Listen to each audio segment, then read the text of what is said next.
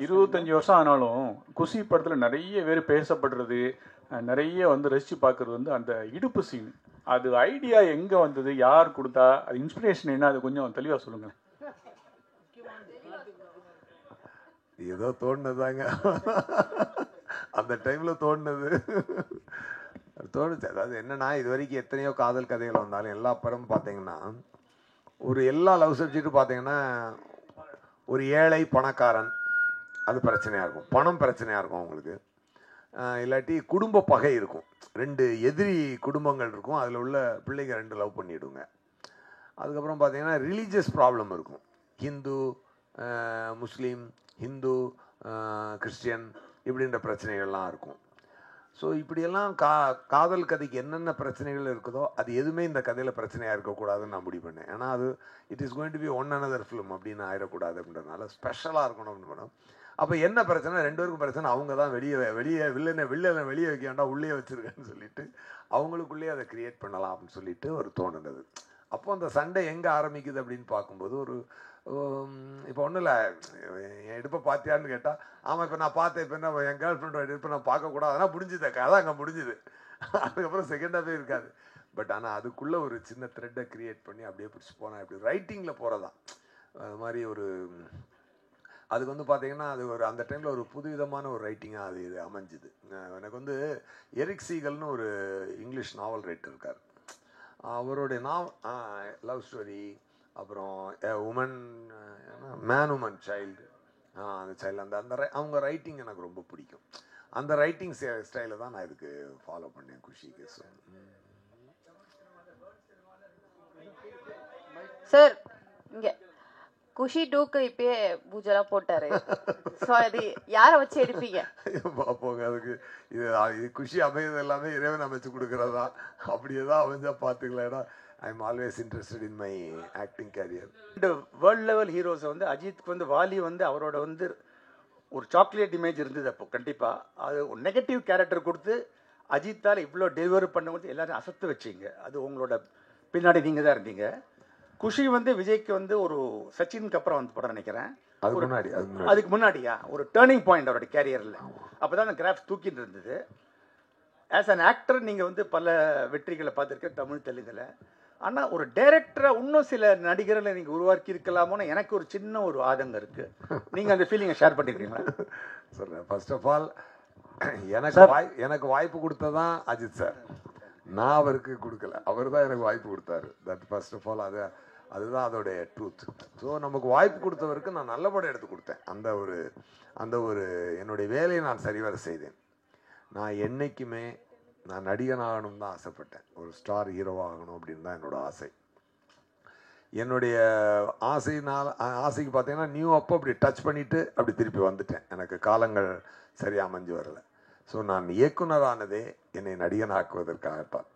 So அதனால் எனக்கு இன்னும் நிறையா பேர் இயக்கியிருக்கலாமோ அப்படின்ற ரிக்ரெட் எனக்கு கொஞ்சம் கூட கிடையாது. பட் இப்போ என்னை அடுத்த கட்டத்துக்கு கொண்டு செல்வதற்காகத்தான் இப்போ இந்த கில்லர்ன்ற படத்தை நான் எடுத்துக்கிட்டு இருக்கேன்.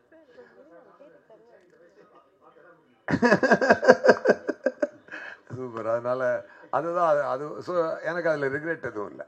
ஸோ நான் கரெக்டாக என்னுடைய லைஃப்பை நான் பிளான் பண்ணி எப்படி போகிறேனோ அது கரெக்டாக போகுது. Thank you so much. Suriya sir இங்கே இந்த படத்தோட ஆடியோ லான்ச் அப்போ ஆல்பர்ட் தட்டில் நடந்தது. கரெக்ட். அஜித் சார் கலந்துட்டு வாழ்த்தினார். ஆமாம். அதே மாதிரி மறுபடியும் அஜித் சார் கலந்துட்டு வாழ்த்த வாய்ப்பு இருக்கா இனிமேல்? எங்கள் அஜித் சார் தான் பிடிக்கவே முடியாது. அவர் ஒரு தனி உலகத்தில் வாழ்கிறார் இல்லையா? அண்ணா எனக்கு இந்த குஷியில் எனக்கு மெயின் குஷி நீங்கள் கல்யாணம் பண்ணிக்கணுன்ற ஆசை. அதை பண்ணிக்கணும். பண்ணுவோம். ஏன்னா இடுப்பு அழகை எல்லா அழகும் ரசிக்க தெரிஞ்சவங்க ஒரு மனைவியின் அழகை ரசிக்க தெரியாதா? பண்ணுவோம் சார். இதுல விஜய்க்கு இளைய தளபதி போட்டிருக்கீங்க, சூர்யா மேடமுக்கு இளைய நிலான்னு போட்டிருக்கீங்க பட்டம். அது யார் கொடுத்தது? இல்லை, நானாக தான் கொடுத்தேன். அது ஒன்றும் அதாவது என்ன அப்படின்னா, ஒரு மூன் என்பது ஒரு ஒரு அழகான ஒரு விஷயம். நம்ம எல்லாருக்குமே ஒரு கூலாக இருக்கும் இல்லையா? மூன் என்பது ஒரு ஒரு ஸ்வீட்டான ஒரு விஷயம். அதனுடைய ஒளியை வந்து நம்ம வந்து அருமையான ஒரு வார்ம்த் கொடுக்கக்கூடிய ஒரு ஒளி. ஸோ அது வந்து ஒரு நியூ ஆக்டராக அவங்க இன்ட்ரடியூஸ் ஆகும்பொழுது அவங்களுக்கு அப்படி ஒரு பேர் கொடுக்கலான்னு எனக்கு தோணுச்சு. படத்தில் அதே போல் ஓப்பனிங் ஷாட்டே வந்து கிளைமேக்ஸை காமிட்டிருப்பீங்க. ஆமாம், பழைய படங்கள் சில படங்களை காட்டியிருப்பாங்க, ஆனால் இது தைரியமாக கிளைமேக்ஸே ஓப்பன் பண்ணுறேன் அப்படின்னு வச்சது அவர் ப்ரொடியூசர் ஏதாவது சொன்னாரா? இல்லை, என்னென்னா சார் எப்பொழுதுமே சப்போர்ட்டு தான். அவர் வந்து ஏன்னா ஒரு விஷயம் நல்லா இருக்கும்பொழுது அவருக்கு வந்து அவர் எதிர்த்து சொல்ல போகிறது இல்லைல்ல. நல்லா இருக்கிறதுக்கு வந்து சப்போர்ட்டாக நல்ல நல்ல விஷயங்கள் சப்போர்ட்டாக கொண்டு வர வழியாக அதை எதிர்த்து அவர் சொல்ல போகிறது இல்லை. இப்போ என்னன்னா நான் நேரேட் பண்ணும்போது உங்களுக்கு படமே அப்படியே படம் பார்க்குற மாதிரியே சொல்லிவிடுவேன் கதை. அதனால் அவங்களுக்கு வந்து அந்த டவுட் வராது. இப்போது தமிழ் சினிமாவில் பார்த்தீங்கன்னா நிறைய படங்கள் தேக்கத்தில் நிற்குது அப்படின்னு சொல்லியிருக்காங்க. பல பேர் வந்து அழுகிறதுலாம் உங்களுக்கு கேட்கும் அந்த குரல்லாம். பட் ஆனால் இந்த படங்கள் ரீரிலீஸ் வரும்பொழுது தேட்டர்கள் ஃபுல்லாகிடுது. அப்படி இருக்கும்போது எங்கள் படம்லாம் வரமாட்டுது, ஏன் இதை நீங்கள் ஸ்டாப் பண்ண மாட்டீங்க நிறைய பேர் குரல் கொடுக்குறாங்க. அதாவது என்னென்னா சார், எதுவுமே வந்து ஒரு காலகட்டத்தில் ஒரு விஷயங்கள் நடக்கும். அந்த காலகட்டத்தில் நம்மளை வின் பண்ணிக்கிற மாதிரி விஷயங்களை நம்மளே செஞ்சு உடச்சி வந்தால் தான் உண்டு. இங்கே பாரதிராஜா சாருக்கும் மகேந்திரன் சாருக்கும் மணிரத்னம் சாருக்கும் சங்கர் சாருக்கும் எல்லாருக்குமே யாருமே வந்து ரெட் கார்பெட் போட்டு கூட்டு வரல. எஸ் ஜே சூர்யாவுக்கும் செல்வராகவனுக்கும் யாருக்குமே ரெட் கார்பெட் போட்டு வாங்கடா படம் எடுங்கன்னு சொல்லிட்டு கூட்டிகிட்டு வரல. நம்மளே உடச்சி வந்து அந்த இடத்துல தனக்கு ஒரு இடத்த பிடிச்சிக்கணும், அவ்வளோதான். சில நேரம் நம்மளுக்கே இடம் இல்லாமல் போயிருக்கு. இதே எஸ் ஜே சூர்யா 2008 2015 வரைக்கும் எங்கே இருந்தானே தெரியாமல் போயிடுச்சு. அப்படி ஒரு காலகட்டத்தை நானும் சந்திக்க வேண்டி வந்தது. ஒரு ஏழரை சுற்றுற மாதிரி சுற்றிடுச்சு. அதுக்கு ஒன்றும் அதை நம்ம ஃபேஸ் பண்ணி தான் ஆகணும். ஸோ அந்த மாதிரி அப்புறம் சினிமா என்பது என்றைக்குமே நல்லாயிருக்கும். அந்த நல்லா இருக்கிற சினிமாவில் நாம் இருக்கோமான்னு பார்த்துக்கணும், அவ்வளோதான். உண்மையாகவே இன்றைக்கி வந்து கிட்டத்தட்ட 2000 ரிலீஸ் ஆன ஒரு குஷி இன்றைக்கி 2025 அதை பற்றி பேசிட்டு நம்ம உட்காந்துருக்கோம். இன்றைக்கி நம்மளும் லைம்லைட்டில் படம் பண்ணிகிட்டு இருக்கோன்றது இறைவனுக்கு நம்ம முதல்ல ஒரு நன்றியை சொல்லிவிட்டு இன்னும் உத்வேகத்தோடு இதை குஷியை விட நான் சிறப்பாக இப்போ பண்ணிகிட்டு இருக்க கில்லரை பண்ணணுன்ற பயமும் ஒரு வேகமும் தான் வருதே வழிய மற்றபடி. ஸோ நீங்கள் கேட்ட கொஸ்டினுக்கு ஆன்சர் என்னென்னா, அந்தந்த காலகட்டத்தில் நம்மளாக உடச்சி தான் வெளியே வரணும். யாரும் நம்மளை வாங்கன்னு சொல்லி கூப்பிடவே மாட்டாங்க. அதுதான் பாயிண்ட். ஸோ அதை தான் ஃபாலோ பண்ணிக்கணும் மற்றவங்கன்றது என்னோட request. Ratnam sir, thanks for giving great evening. ரொம்ப என்ஜாய் பண்ணோம் எல்லாருமே. சூப்பர் மேடம், எப்படி இருக்கீங்க? நல்லா இருக்கீங்களா? சூப்பரா இருக்கேன் சூர்யா. அண்ட் ஃபேமிலி ஷோ போடுங்க மீடியாக்கு. அதான் எவ்ரிபடி ஷுட் என்ஜாய். நோ தி ஃபேமிலியோட வந்து என்ஜாய் பண்ணி இன்னும் கத்துவோம் கூத்தடிப்போம் எல்லாருமே. சரி, சவுண்ட் இந்த பக்கம் அதிகமா வந்துச்சா அந்த பக்கம் அதிகமா வந்துச்சா சொல்லுங்க. சவுண்ட் எந்த பக்கம்? அதான் எனக்கு ஆச்சரியமா இருந்தது. இதுல லேடிஸ் வந்து கட்டுப்படி வம்சோர் கேட்குறாங்க. அப்போ ஆடியன்ஸ் இது வரைக்கும் கில்லியில் பார்த்தீங்கன்னா மாஸ் சாங்ஸு. சமீபத்தில் ஒரு டென்டல் டாக்டர் மீட் பண்ணுவாங்க. அவர் வந்து கில்லி ரிலீஸ் ஆகும்போது அவர் படமே பார்க்கல என் தியேட்டரில். ஒரு டாக்டர், சார் ரீரிலீஸ் 5 வாட்டி பார்த்தேன் சார். ஒரு டாக்டர் வந்து 5 வாட்டி பார்த்தோன்னே எனக்கு மகிழ்ச்சியாக இருந்தது. இப்போ சார் கேட்டார்ல ரீரிலீஸ் திருப்பான்னு. இப்போது அந்த லெவலுக்கு ஒரு ஸ்டாண்டர்டாக படம் எடுத்தது. எல்லா படம் ரீரிலீஸ் எல்லாம் ஓடும்னு தெரியாது. அந்த படங்கள் வந்து திருப்பி இன்றைக்கும் ரசிக்கிற மாதிரி இருந்தால் தான் அவங்க வருவாங்க. இல்லைன்னா அவங்க டைம் வேஸ்ட் பண்ண மாட்டாங்க. நேச்சுரல் அப்படி தான், பணம் வேஸ்ட் பண்ண மாட்டாங்க, டைம் வேஸ்ட் பண்ண மாட்டாங்க. கண்டிப்பாக இந்த படம் நீங்கள் ரசித்த மாதிரி பெரிய வெற்றின்னு எதிர்பார்க்குறோம். சக்தி சார், உங்களுக்கு தான் ஒரே ஒரு கேள்வி. அதான் சொன்னேனே, அது இறைவன் அமைச்சு கொடுக்கட்டும். சார் சக்தி சார், நீங்கள் வந்து பல புது படங்களையும் ரிலீஸ் பண்ணினே இருக்கீங்க. இப்போ சமீப காலமாக பார்த்தீங்கன்னா ரீரிலீஸும் பண்ணிட்டு இருக்கீங்க. ஒரு பிஸ்னஸ் வைஸில் நீங்கள் பார்க்கும்போது உங்களுக்கு வந்து ப்ராஃபிட் கொடுக்கறது வந்து புதுசாக ரிலீஸ் ஆகக்கூடிய படங்களா இல்லை இந்த மாதிரி ரீரிலீஸ் படமா? ஏன்னா தொடர்ந்து நீங்கள் வந்து ரீரிலீஸ் இப்போ பண்ணிட்டு இருக்கீங்க சார். வெற்றி படங்கள் எல்லாமே வந்து ப்ராஃபிட்டான படங்கள் தான் சார். நாங்கள் வந்து கம்பேரிட்டிவாக நான் கேட்குறேன் சார். எதுக்கு கேட்குறேன்னா பிஸ்னஸ் எப்படி இருக்குன்றது. ஏன்னா ஸ்டாண்டர்ட் ஆஃப் த ஃபிலிம்ன்றது பழைய படங்கள் இருக்கிற தரம் இப்போ இருக்கிற படங்களுக்கு இருக்குதா ஆடியன்ஸ் மத்தியில் அப்படின்றத என்னோட கேள்வி. ஏன்னா அதை வச்சு தான் ரெவென்யூவே. சார் ரொம்ப நுட்பமான கேள்வி தான் கேட்பீங்க நீங்கள் எப்போதுமே. ஆக்சுவலாக என்னென்னா பழைய படங்களில் வெற்றி அடைஞ்ச நல்ல படங்கள் மட்டும்தான் ரீரிலீஸ் பண்ணப்படுது. இப்போ புது படங்களில் வந்து நல்ல படங்களும் இருக்குது, சாதாரண படங்களும் இருக்குது. இப்போ ஒருவேளை இன்னைக்கு உள்ள நல்ல படங்கள் இன்னும் ஒரு 20 வருஷம் கழித்து ரீரிலீஸ் ஆகலாம். அதனால வந்து ரீரிலீஸை வந்து வெற்றி அடைஞ்ச படங்களை தான் பண்ணுறோம். அதனால அதோட வெற்றி வந்து ஏற்கனவே ஓரளவு தீர்மானிக்கப்பட்டுருதுன்னு நினைக்கிறேன். நன்றி சார், நன்றி. எஸ் ஏ சூர்யா சார் குஷி 2 பற்றி பேசினாங்க. குஷி 2 வந்து இப்போ விஜய் சார் நிப்பாட்டிட்டாரு. ஆனால் அவர் பையன் வந்து விஜய் சார் மாதிரி அவ்வளோ அழகாக இருக்கார். அவரை வச்சு எடுப்பீங்களா? அது மாதிரி ஜோதிகா மேடத்துக்கும் பெரிய பொண்ணு இருக்காங்க. அவங்கள வச்சு 2 பேர் வச்சு ரத்ன சார் வச்சு நீங்களே டைரக்ட் பண்ண ஒரு வாய்ப்பு கிடைச்சா பண்ணுவீங்களா? நீங்களே ஒரு காஸ்டியை ஃபுல்லாக ஃபிக்ஸ் பண்ணி கொடுத்துட்டீங்க. Wonders cannot be made, wonders should happen. If wonder has to happen, it will happen. நீங்களே நடிக்க வாய்ப்பு இருக்கு. சூர்யா சார் நியூ படம் ரிலீஸ் பண்ண வாய்ப்பு உண்டா? ஏன்னா நீங்க தான் ஹீரோ, ப்ரொடியூசரு, அது இல்லாம வந்து நடிப்பு அரக்கன். ஆனா இப்ப வந்து தமிழ்நாட்டில் நடிப்பு அரக்கன் இல்ல, யாரோ புதுசா ஒரு நடிப்பு அரக்கன் சொல்லிட்டு உங்களே மிமிக்ரி பண்றாங்க. அதுக்கு ஏதாவது பதில்? இல்லை, நியூ ரிலீஸ் பண்ணுறேன். ஆமாம், ரெடி ஆகிட்டு இருக்கு, பிரிண்ட் ரெடி ஆகிட்டு இருக்கு. பிரசாத்ல தான் அதோடைய டிஜிட்டைசிங் நடந்துகிட்டு இருக்கு, டிஐ போய்கிட்டு இருக்கு. ஆமாம், ப்ராசஸிங் தான் இருக்கு. அதனால் மோஸ்ட் ப்ராபப்ளி ஃபெப்ரவரி சம்மர் அது இதுக்கு பண்ணலாம், லவர்ஸ் டேக்கு பண்ணி விட்டுலாம்.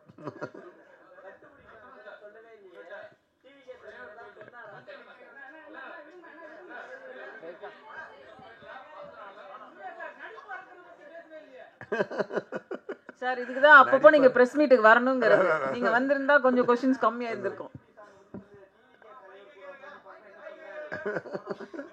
அவர் இளைய தளபதி விஜயா தான் என் கூட உட்காந்து பார்த்தாரு. அதை நல்லா ஹாப்பி.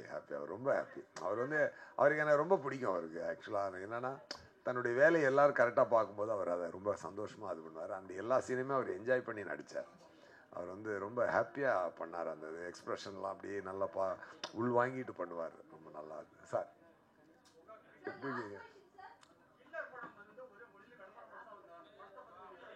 அது இப்போ தான் ஷூட்டிங் தானே போயிட்டுருக்கு. இப்போ மொத்தம் எப்படி 85 நாள் ஷூட்டிங் வரும். இப்போ நான் 17 நாள் ஒரு ஷெடியூல் முடிச்சிருக்கேன். ஏன்னா அதை முடிச்சுட்டு இப்போ ஏன் டேட்டே எனக்கு பிடிச்சி எடுக்கிறதுக்கு பெரும்பாடாக இருக்குது. நல்ல ரொமான்டிக்கல் ஆக்ஷன் காமெடி ட்ராமா. குஷி படத்துக்கு நீங்கள் ப்ரெஸ்லேயே இவ்வளோ ரெஸ்பான்ஸ் கொடுத்தீங்கன்னா தியேட்டர் என்ன ஆக போகுதுன்னு தெரியல. அதுவும் இன்னைக்கு இளைய தளபதியை திருப்பிட்டு பார்க்குறதுக்கு எனக்கே ரொம்ப சந்தோஷமாக இருக்குது. திருப்பி ரொம்ப ஏன்னா we are missing that space. இல்லை, ரொம்ப ரொம்ப க்யூட்டாக ரொம்ப அழகான ஒரு பர்ஃபார்மன்ஸ். ஜோதிகா மேடம் அவங்களுமே சூப்பர் ஆக்ட் பண்ணியிருக்காங்க. எல்லாத்தையும் திருப்பி நினச்சி பார்க்கும்போது ஆக்சுவலாக என்னென்னாங்க, ஒரு இந்த படத்தினுடைய கதையை நான் சொல்லும்பொழுது நான் ஒரு 2.5 மணி நேரம் சொல்லுவேன். நான் ரத்ன சார் நான் தான் போனோம் விஜய் சாரை பார்க்குறதுக்கு. அப்போ நம்ம படம் சொல்லும்பொழுதே நம்ம மைண்டில் படத்தை பார்த்துடுறோம். அதுக்கப்புறம் பார்த்தீங்கன்னா சீனை ஒன்றா ஷூட் பண்ணும்பொழுது நம்ம ஷூட் பண்ணி ஒரு சீனை நாங்கள் 1 lakh டைம் பார்ப்போம்.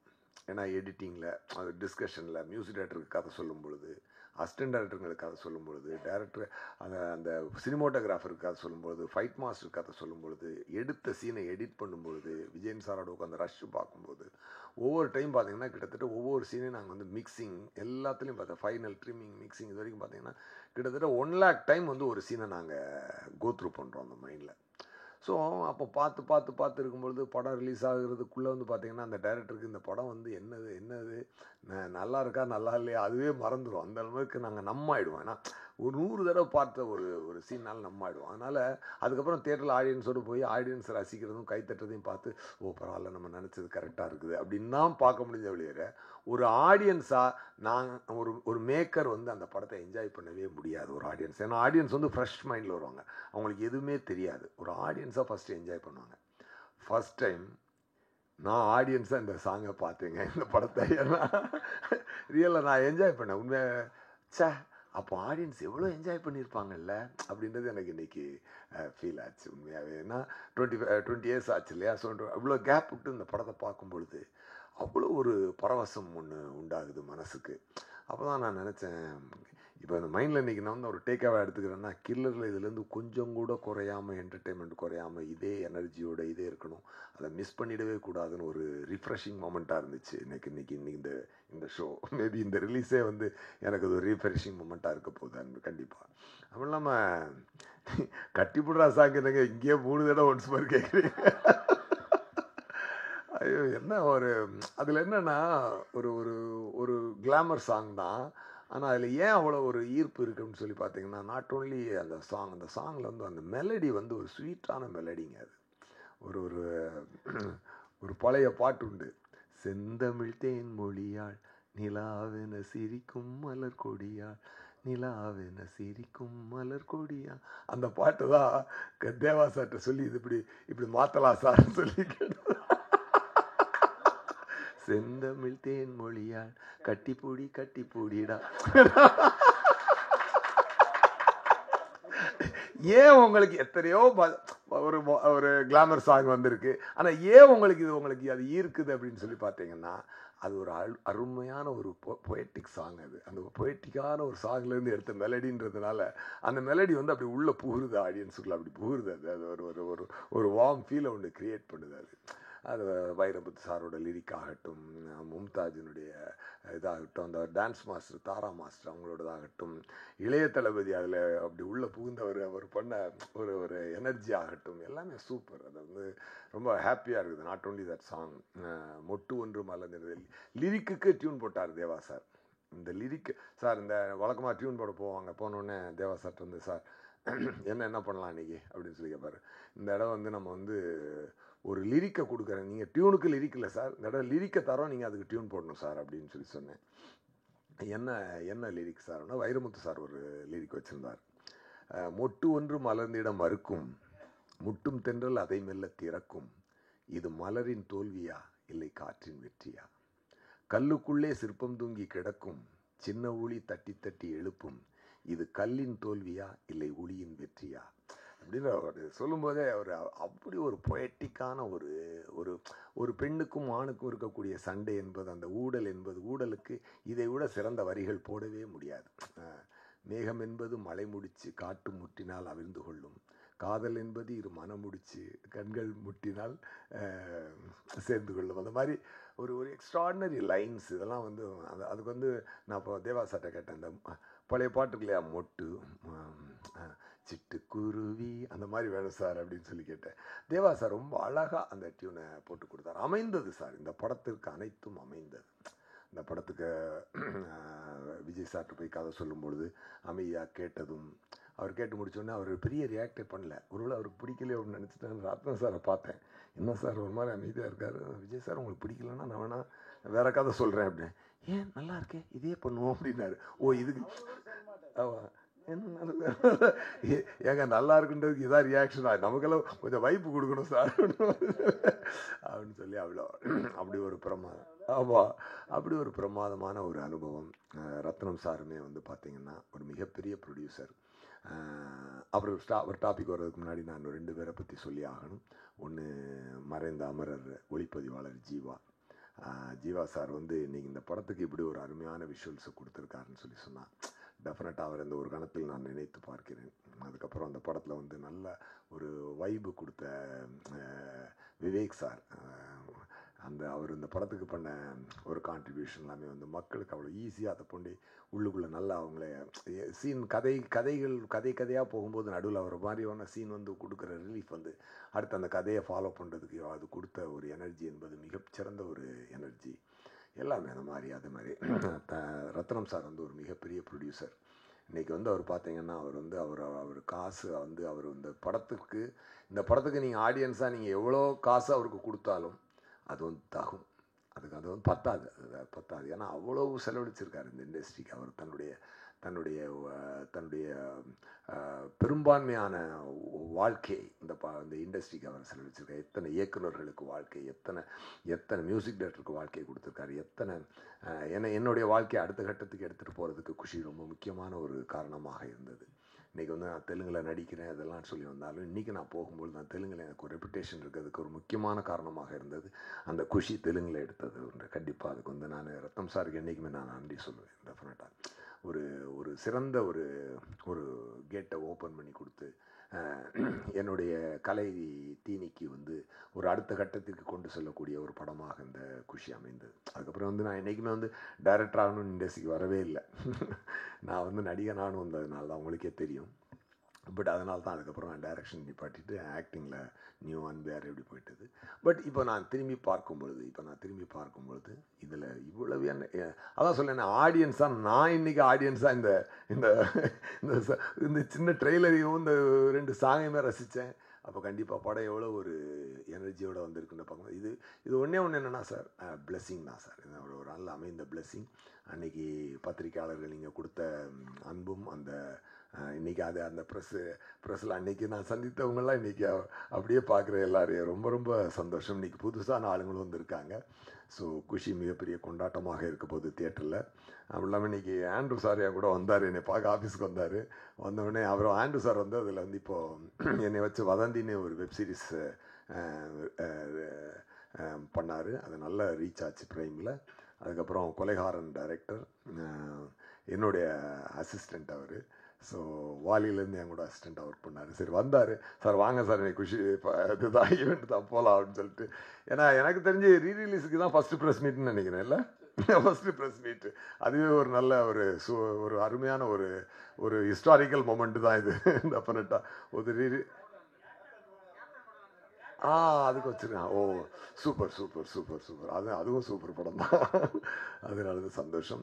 எனவே சக்தி சார் வந்து சக்தி ஃபிலிம் ஃபேக்ட்ரி அதில் ரிலீஸ் பண்ணுறாரு. அவருடைய இதில் உங்களுக்கு வாழ்த்துக்கள் சார். டெஃபினட்டாக அது வந்து என்னென்னா அவர் வந்து ஜஸ்ட் அவர் இதை வந்து ஒரு டிஸ்ட்ரிபியூட்டராக மட்டும் தொடலை. அவர் ஒரு ஃபேன் பாயா, ஒரு லவர் பாயா அவர் வந்து இந்த படத்தை குஷி அவர் வந்து எங்களோட மனசுலேருந்து சந்தோஷமாக அவர் எடுத்துக்கொண்டு வந்திருக்கார். அதை I can feel it sir. அது உங்களுடைய எனர்ஜி என்னால் ஃபீல் பண்ண முடியுது. ரொம்ப ரொம்ப சந்தோஷம். அப்புறம் நம்ம குஷி படத்துடைய ஃபைனான்சியர் ரமேஷ் சாருடைய ஃப்ரெண்டு நம்ம முருகன் சார், அவரும் இங்கே வந்திருக்காரு. அவரும் தயாரிப்பாளர். ஸோ இண்டஸ்ட்ரியில் எவ்வளோ வளர்ச்சிகள், எத்தனையோ பேருக்கு ஒரு பாதையாக இருந்த குஷி. நமக்குமே இன்றைக்கி இது ஒரு தான் ரீஃப்ரெஷிங்காக பார்க்கும்பொழுது இனிமேல் இந்த மாதிரி நல்ல மக்களுக்கு வந்து அந்த சாங்ஸ், அந்த எனர்ஜியான சாங்ஸ், அதெல்லாம் மேகம் கருக்குது அந்த பாட்டு எல்லாமே ஸோ மக்கள் பயங்கரமாக என்ஜாய் பண்ண போகிறாங்க. டெஃபினட்டாக எவர் கிரீன் மூவி குஷி. அது இறைவன் கொடுத்த ஒரு வரம், இறைவன் கொடுத்த ஒரு அமைப்பு, நல்ல நல்ல விஷயங்களாக சேர்ந்து அமைந்தது. அப்படி ஒரு அமைப்பு வந்து ரொம்ப ரேராக தான் அமையும். அது ரொம்ப சந்தோஷமாக இருக்குது. Thank you so much. நீங்களும் ஒரு மியூசிக் டைரக்டர் அப்படிங்கிறதுனால நல்லா பாடுவீங்க. இந்த குஷி படத்தில் வந்து சார் கட்டிப்பிடி கட்டிப்பிட சாங் வந்து எடுக்கும் போதே இவ்வளோ ஹிட் ஆகும்னு நினச்சிங்களா? அந்த ஷூட்டிங் ஸ்பாட் எக்ஸ்பீரியன்ஸ் மட்டும் எங்களுக்கு கொஞ்சம் சொல்லுங்கள் சார். ஆக்சுவலாக அதை இல்லை, சாங் வந்து எப்போவுமே வந்து அந்த ரெக்கார்டிங்லேயே தெரிஞ்சிடும். ஒரு வைப் வந்துடும் அந்த ரெக்கார்டிங்கில். ஏன்னா எதுவுமே மனசுக்கு உள்ளே ஹிட் ஆகாமல், உள்ள எனர்ஜி ஏற்றாமல் ஒரு விஷயத்தை நாங்கள் பண்ணுறதே கிடையாது. ஸோ அதான் சொல்கிறேனே, அந்த கிரியேட்டிங் ஏரியாவில் தான் நாங்கள் என்ஜாய் பண்ணுறது. அது மொத்தமாக ப்ராடக்டாக வந்து நிற்கும் பொழுது ஒரு நாள் என்ஜாய் பண்ணுவோம். ஒரு நாளில் நம்ம முகத்தையே கண்ணாடியில் பார்க்கும்போது ஒரு தடவை சூர்யா நீ ரொம்ப அழகாக இருக்கடா அப்படின்னு தோணும். ஒரு நாள் என்ன இவ்வளோ கேவலமாக இருக்கும் அப்படின்னு தோணும். அந்த மாதிரி அது வந்து உணர்வுகள் மாறிக்கிட்டே இருக்கும். அதனால் உண்மையை சொல்லணும் அப்படின்னு சொன்னால் நான் உண்மையாகவே சொல்கிறேன். நான் இன்றைக்கி ஆடியன்ஸாக தான் குஷியை என்ஜாய் பண்ணி இங்கே உட்காந்து பார்த்தேன் நான் இந்த சாங்குகளை பார்க்கும்போது. ஏன்னா நானும் டிவியில் பார்த்துட்டு டிவியில் வந்துருச்சு, யூடியூப்பில் பார்க்குறோம். நம்ம யூடியூப்பு சோனியில் கனெக்ட் பண்ணிட்டு அப்புறம் அப்படி பார்க்குறோம். அப்போமெல்லாம் அது பெரிய ஸ்க்ரீனில் பார்க்கும்பொழுது இன்னும் அதனுடைய டெஃபினட்டாக ஆடியன்ஸ் அதை என்ஜாய் பண்ணுவாங்க. இல்லை நீங்கள் கேட்ட கொஸ்டின் எனக்கு புரியுது. பட் என்னென்னா ஆமாம் இல்லை அதாவது என்னென்னா நாங்கள் எது பண்ணாலும் ஹிட் ஆகும் அப்படின்ற நம்பிக்கை எப்பொழுதுமே உண்டு. அது என்னென்னா நமக்கு உள்ளே ஹிட் ஆகிடுச்சுனாலே அது ஹிட் ஆகிடும், அவ்வளோதான். அதனால் அது ஒன்று தான். பட் உண்மையாக அன்னைக்கு என்ஜாய் பண்ணதோட நான் இன்றைக்கி தான் ரொம்ப என்ஜாய் பண்ணேன். அதான் உண்மை. உங்கள் கொஸ்டினுக்கு அதான் ஆன்சர்.